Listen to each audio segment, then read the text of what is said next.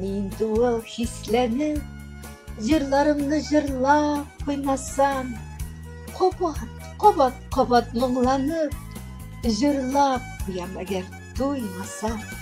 Минем гомерем тоташ бер җыр гына, бер гел моңнардан гына үрелгән.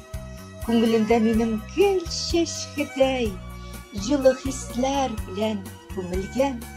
Күңелләрем тулып ташый шуңа, һәр иртәне җырлар язамын.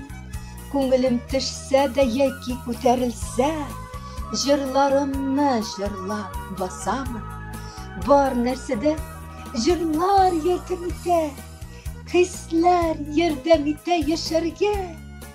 Шул җырларым аша, йөрәк аша, яратам дип сезгә дәшәргә. Автор Гөлнур Шакира.